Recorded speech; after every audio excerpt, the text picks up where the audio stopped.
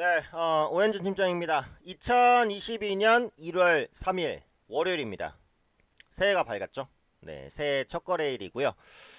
모든 투자자분들 새해 복 많이 받으시고요. 올해는 작년보다 더 좋은 성과 있으시기를 기원드립니다. 네, 그러기 위해서는 또 공부도 철저하게 하셔야 될 것 같고요. 또 주식도 주식이지만 건강관리가 또 최우선이에요. 네, 날씨가 좀 많이 춥기 때문에 감기 조심하시고 건강관리 철저하게 하시고 새해 복 많이 받으시고 올해도 성공 투자하시기를 제가 기원드리도록 하겠습니다.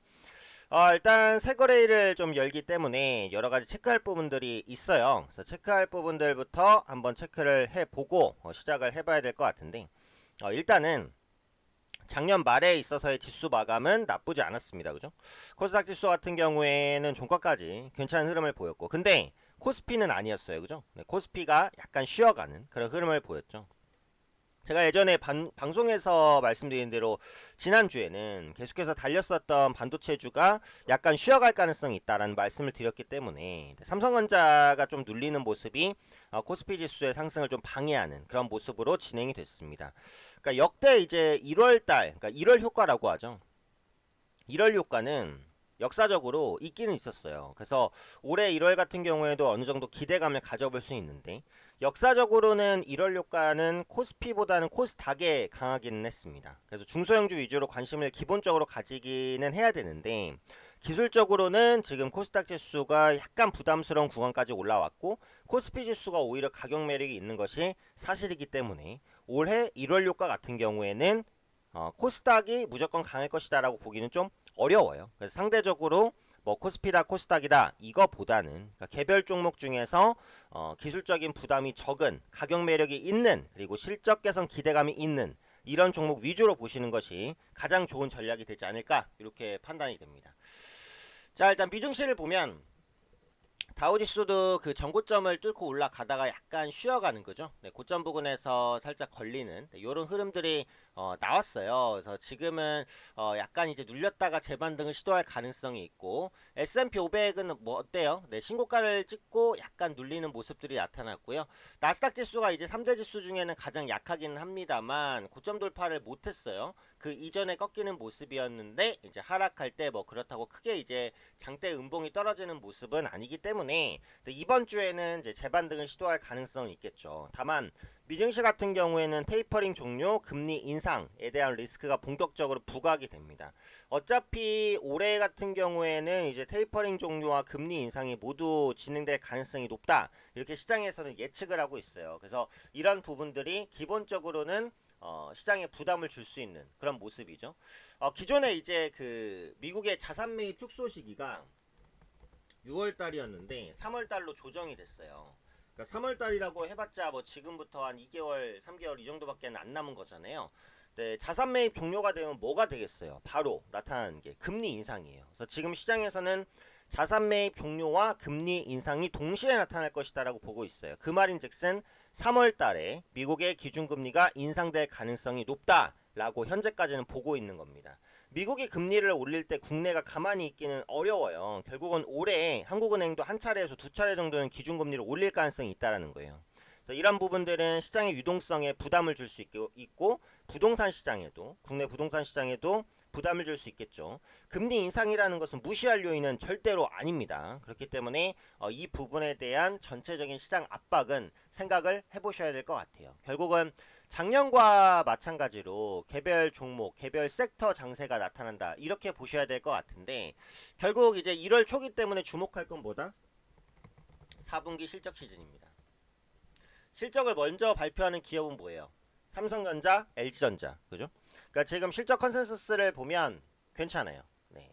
삼성전자의 4분기 실적 전망치 나쁘지 않아요. 메모리 서버 수요 같은 경우 강세 이어지고 있고요. PC 같은 경우에는 조금 약세기는 한데 그래도 메모리가 전체적으로 버텨주고 있기 때문에 뭐 큰 부담은 아니다라고 보는 거고 LG전자 같은 경우에도 뭐 양호할 거라고 봐요. 그러니까 전장 사업 부분에서는 아직 이익이 팍팍 나오는 것은 아니지만 그래도 스마트폰이라든지 스마트폰 철수했죠. 스마트폰 철수하고 가전 부분, 가전 부분에서의 성과가 나쁘지 않다라고 보는 거고 LG전자가 지금 기술적으로 많이 빠졌다가 현재 위치에서 이제 반등을 시도하는 이런 위치이기 때문에 기술적으로 부담 없다라고 봐요. 그래서 삼성전자나 LG전자가 실적 스타트를 잘 끊어준다면 IT주의 투자 심리가 또 개선될 수 있습니다.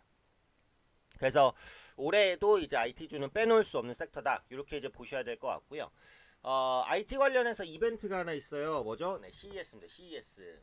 국제 가전 박람회라는 거죠.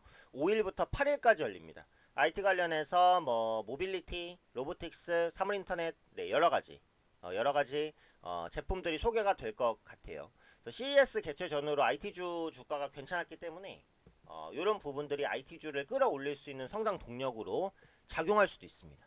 그죠? 그래서 그런 부분들까지 한번 체크를 해보시면 될 것 같고요. 일단은 그 한국의 수출 지표가 생각보다는 조금 적게 나오기는 했어요. 근데 여전히 괜찮습니다. 두 자릿수대 성장세 이어가고 있으니까 뭐 이 부분에 대해서는 너무 크게 걱정은 안 하셔도 될 것 같아요. 그리고 국내 코로나 확진자 수는 전체적으로 안정세를 띠고 있지만 중요한 건 뭐죠? 네, 예상대로 오미크론 확진자는 크게 늘어납니다. 그래서 이런 부분들이 제약바이오주의 투심을 계속해서 자극할 수도 있어요. 그래서 IT랑 제약주, 투트레고를 일단 기본적인 전략을 가져가시면서 메타버스와 게임주, 지난주에 약간 이제 반등하는 시도를 보였거든요. 이런 섹터 내에서 기회를 찾아보시면 좋은 종목 선정할 수 있을 거라고 생각해요.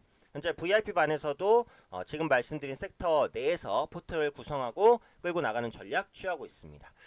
자, 이렇게 간단히 이제 일정 한번 봤고요. 국내 지수 기술적인 흐름을 보면 말씀드린 대로 이제 코스닥 지수 같은 경우는 좋아요. 그죠? 좋은 흐름인데 이제 하락하는 요 추세입니다. 요 추세. 요 추세에 지금 걸려있는 가격이기 때문에 요 부분을 한 번에 돌파하지 못할 수 있어요. 한 번에 돌파하지 못하면 눌림이 나올 수 있습니다.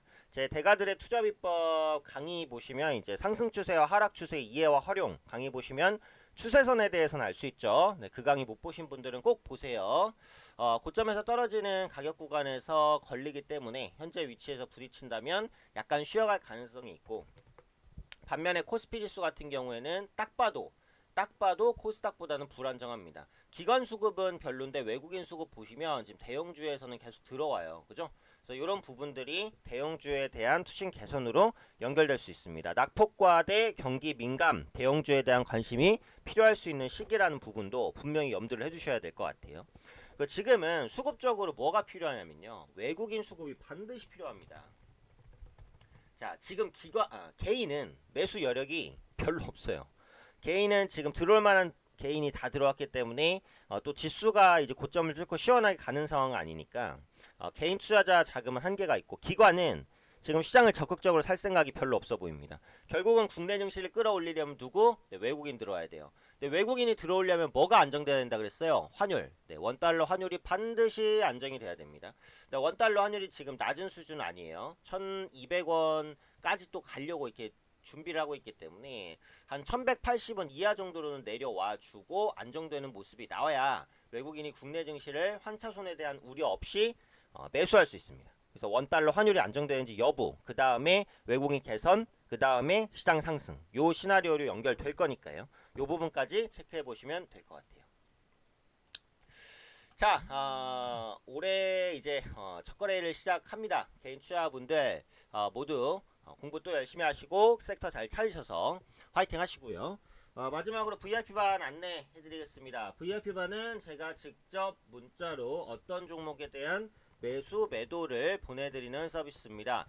개별 매매가 도저히 안된다, 공부해도 어렵다 라고 하시는 분들은 VIP반으로 오시면 제가 어떤 종목 사야 되는지 어떤 종목 팔아야 되는지 정확하게 안내 드리도록 하겠습니다. 매매는 문자 매매입니다. 제가 문자로 정확하게 보내드려요. 어떤 종목 얼마에 어느 정도 비중으로 매수하세요, 이렇게. 그럼 그대로 매수하시고, 매도할 때도 어떤 종목 얼마에 매도합니다 정확하게 보내드리니까 문자 받고 매수하시고 문자 받고 매도하시면 안정적으로 수익 보실 수 있습니다. 개별 매매 어려우신 분들, 어떤 종목 언제 사고 팔아야 되는지 딱딱 알고 싶다, 따라만 하면서 수익 보고 싶다 라고 하시는 분들은요, VIP반에서 저와 함께 하시고요.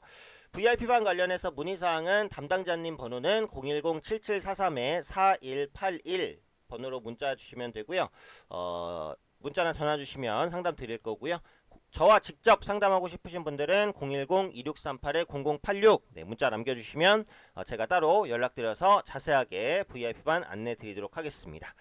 자, 오늘도 힘차게 한번 달려가 보도록 하겠고요. 개인 투자분들 모두 화이팅 하시고요. 저도 개인 투자분들 위해서 열심히 달려가도록 하겠습니다.